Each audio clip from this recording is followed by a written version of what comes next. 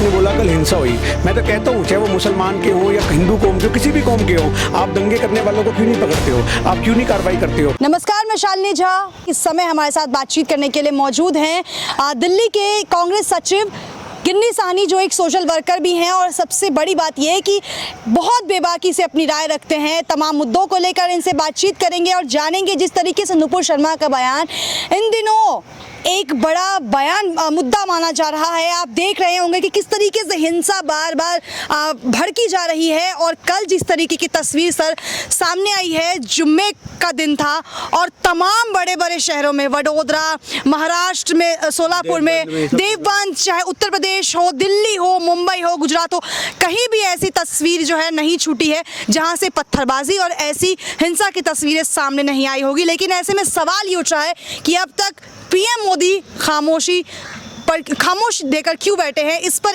एक शब्द क्यों नहीं कह रहे हैं। देखिए, सबसे बड़ी बात है, मोदी जी का काम है आग लगवाना, आग बुझाना नहीं। अगर उनके शब्द निकलेंगे तो उससे आग बुझेगी, देश का माहौल शांतिपूर्वक होगा। पर वो लोग तो चाहते ही नहीं है। बीजेपी की विचारधारा में शुरू से दंगे रहे हैं। वो तो चाहते हैं कि दंगों का माहौल बने और देश में हम एक तरफा जो है मिनोरिटी को दबाएं। आज सबसे बड़ी बात यह है कि आपने बोला कल हिंसा हुई, मैं तो कहता हूँ चाहे वो मुसलमान के हों या हिंदू कौम के हो, किसी भी कौम के हों, आप दंगे करने वालों को क्यों नहीं पकड़ते हो, आप क्यों नहीं कार्रवाई करते हो, आप क्यों नहीं उनके खिलाफ पर्चे दाखिल करते हो, उनको जेल में क्यों नहीं भरते हो। अगर आपकी नजरों में वो इतना बड़ा दंगाई कर रहे हैं तो उनको पकड़ो, पत्थरबाजों को। हमने कब समर्थन किया पत्थरबाजों का? भाई, हम कांग्रेस के लोग हों, हम देश की आवाज़ की बात रखते हैं, हम सच का साथ देते हैं, जो गलत है उसका विरोध करते हैं। आज नुपुर शर्मा ने जो काम करा, आज उससे देश का माहौल खराब हुआ। बीजेपी कहती है कि हमने उनसे माफ़ी मंगवा दी, हमने उनसे लेटर लिखवा दिए, हमने उन्हें बर्खास्त करवा दिया। क्या बर्खास्त करने से देश के अंदर शांतिपूर्वक माहौल बन जाएगा? आज उनको मीडिया के सामने प्रेस कॉन्फ्रेंस करनी चाहिए थी। नुपुर शर्मा को प्रेस कॉन्फ्रेंस करके माफ़ी मांगनी चाहिए। ट्वीट करने से खाली कुछ नहीं होता। वो ट्वीट में आपने पढ़ा है, ट्वीट में क्या लिखा है? हाँ बिल्कुल, कि मेरे आराध्य शिवजी जी के बारे में उन्होंने ऐसा बोला, लगातार बोलते जा रहे थे और मैं वो चीज बर्दाश्त नहीं कर पाई, इसलिए मैंने बोला अरे शिवजी जी की रिस्पेक्ट आप अकेली थोड़ी ना करती हो, पूरा ब्रह्मांड शिवजी जी का पूजा करता है। आज हम शिवजी जी को मानते हैं, आज हम हर धर्म के गुरुओं का सम्मान करते हैं, हम इंसानियत से प्यार करते हैं। आप ये कह रहे हो शिवजी जी के बारे में गलत जिन्होंने बोला उनको तो लपेट लपेट के फोड़ना चाहिए था, हमने कब मना करा। आप उनको पकड़ते, जेल में बंद करते, उनके खिलाफ लाठीचार्ज भी करती पुलिस। पर आज सोचने की बात यह है, शिवजी जी का बहाना लेकर के राजनीति कर रहे हैं। सबसे बड़ी बात यह है, ये धर्म के एजेंडे को आगे ला करके देश का माहौल खराब कर रहे हैं। शिवजी जी को एक हथियार बना के इस्तेमाल कर रहे हैं, ये चीज गलत है।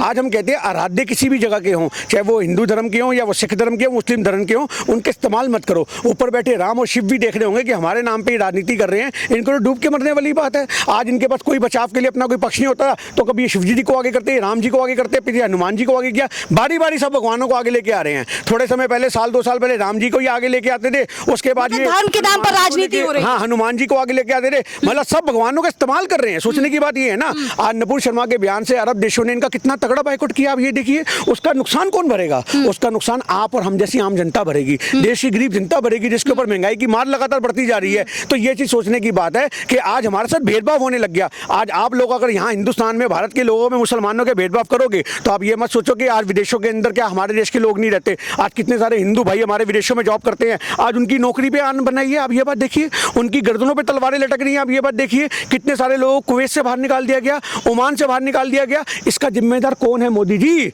आप ये बात बताइए, इसके जिम्मेदार अगर कोई है तो वो सिर्फ मोदी जी की गलत नीतियां हैं, जिससे देश में लगातार दंगों का माहौल बनाया है। और पत्थरबाजी का समर्थन हम कभी नहीं करते। और बहुत सारी बात ये, कल सिर्फ लोकतांत्रिक तरीकों से विरोध हो रहा था, प्रदर्शन हो रहा था। वो चीजों को आप ये मत कहो कि पत्थरबाजी हो रही थी, उनके बीच में पत्थरबाजी। लेकिन रांची में तो साफ तस्वीरें सामने आई हैं जहां पर पत्थरबाजी हुई है, पुलिस की तरफ से भी जो है कार्रवाई की गई, लेकिन वहां पत्थर रुकते हुआ नजर नहीं आ रहा था। और पुलिस की बात करें तो पुलिस पर खासा पत्थरबाजी हुई है। देखिए, हम तो उस चीज का समर्थन कर नहीं रहे। हिंसा तो किसी भी चीज का समाधान नहीं है। ये तो मुस्लिम पक्ष को भी सोचने की जरूरत है कि अगर लगातार पत्थरबाजी हो रही है तो उससे देश को माहौल खराब होगा, उस माहौल को सुधारने की जरूरत है। तो उसके लिए लगातार टारगेट करना चाहिए ऐसे लोगों को जो देश का माहौल खराब करने का काम कर रहे हैं। आपको लगता है कि उन लोगों का मानना है कि जब मुस्लिमों पर बात आती है तो अरब कंट्रीज जो है सारी मुस्लिमों के पक्ष में आ जाती है, लेकिन जब हिंदुओं के भगवान को जो है नीचा दिखाया जाता है, अपमानजनक बातें कही जाती हैं, तो उस वक्त कोई स्टैंड नहीं लेता है। किसने कह दिया आपको? हिंदू महासभा, आरएसएस, विश्व हिंदू परिषद, कितने सारे संगठन है हमारे देश में हिंदुओं की आवाज बनने के लिए। आपको किसने कह दिया कि हिंदुओं के समर्थन में कोई नहीं है? अरे 80% इस देश की आबादी हिंदू हो, उनके समर्थन में तो आधी से ज्यादा। लेकिन अंतर्राष्ट्रीय स्तर पे भी सपोर्ट करने वाले बहुत से लोग हैं, ऐसा नहीं है। पर अंतर्राष्ट्रीय स्तर पे बहुत से अंधभक्त भी हैं। आज जिन लोगों को कुवैत वगैरह से बाहर निकाला जा रहा है, उन्होंने भी अपनी एफबी पे बहुत कुछ अनाप शनाप बोका है। ऐसा नहीं है कि आज वो सिर्फ सबको बाहर निकाल रहे, छांट छांट के बाहर निकाला जा रहा है जिन्होंने हमारे देश का माहौल खराब करने का काम किया है। आप ये मत कहो हिंदुओं के समर्थन में कोई नहीं है, भगवान सबके लिए पूजनीय होते, किसी भी धर्म के हो। हम कभी भी मुसलमानों का साथ नहीं देते, मैं कभी हिंदू का साथ नहीं देता, मैं किसी सिख का साथ नहीं देता। हर धर्म के अंदर कुछ दलाल लोग होते हैं, हर धर्म के अंदर कुछ गद्दार लोग होते हैं। सिखों में भी खालिस्तानी बसे हैं, मुसलमानों में भी कई आतंकवादी बसे हैं और हिंदुओं में भी बहुत से आतंकवादी हैं जिन्होंने देश का माहौल खराब करने का काम किया। पर आप ये सोचो कि सारे लोग एक ही थाली के चट्टे बट्टे हैं, तो ऐसा कभी नहीं होता। 5-6 उंगलियां बराबर नहीं होती। आज कुछ मुट्ठी भर लोगों की वजह से सारे हिंदुओं को या सारे मुसलमानों को बदनाम करना, यही तो राजनीति है। इस राजनीति से हमें बचने की जरूरत है और भाईचारे को बनाने की जरूरत है। बॉलीवुड में भी दो गुट नजर आ रहा है। कंगना रनौत जहां नुपुर शर्मा के साथ खड़ी नजर आ रही हैं, वहीं नसरुद्दीन शाह ने अपने हालिया बयान में कहा है कि प्रधानमंत्री मोदी ने जो अभी जो स्टेप लिया है वो पहले ले लेना चाहिए था और जो भी किया है वो एक बड़ा स्टेप नहीं है। उनका मतलब है कि जो मन की बात है उस पर प्रधानमंत्री को सामने आकर इस पर चर्चा करनी चाहिए, बात करनी चाहिए। देखिए, एक छोटी सी बात ये होती है, मन की बात मोदी जी को सुनता नहीं है।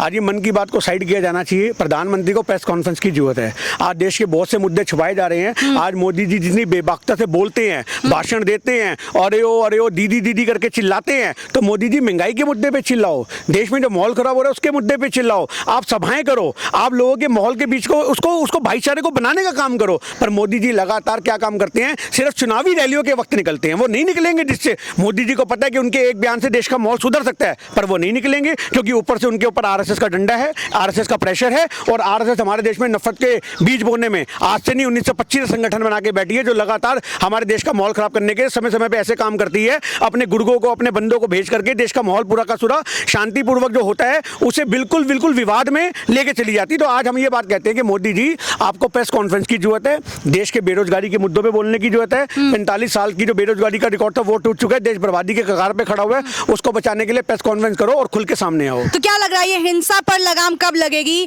क्या नुपुर शर्मा की गिरफ्तारी होगी या नहीं? देखिए, आप सबसे पहले गिरफ्तार करिए उन्हें। हम तो इस चीज को मना ही नहीं कर रहे, पर गिरफ्तारी होगी नहीं, इस चीज को आप समझो। क्योंकि आज हजारों लोगों फिर तो दंगे बढ़ते जाएंगे। आज हजारों लोगों के पर्चे कटे पड़े हैं एफआईआर के, उनके खिलाफ कार्रवाई नहीं होती, कोर्ट में मामले पहुंच जाते हैं, जमानतें हो जाती हैं, केस चलते रहते हैं। तो ये तो इतनी बड़ी नेता हैं भैया, ब्रांड एम्बेसडर बन गई आज की डेट में, तो इंटरनेशनल सनसनी बन चुकी हैं, ऐसे को कौन गिरफ्तार करेगा? तो आज सोचने की बात यह है कि मोदी जी, आप अरब देशों का तो प्रेशर है, उस प्रेशर को बहुत झेल रहे हो, उससे बड़े नुपुर शर्मा के ऊपर कार्रवाई करवाओ, उनको थाने में बंद करवाओ और जो एक संविधान की धाराएं हैं वो उनके ऊपर लगनी चाहिए। तो चलिए, ये थे हमारे साथ गिन्नी साहनी, जिन्होंने हमारे तमाम सवालों का जवाब बड़ी बेबाकी से रखा है। इस वीडियो को लेकर आपकी क्या राय है कमेंट सेक्शन में बताएं और ऐसी खबरों के लिए हमारे चैनल को लाइक शेयर सब्सक्राइब करें। धन्यवाद।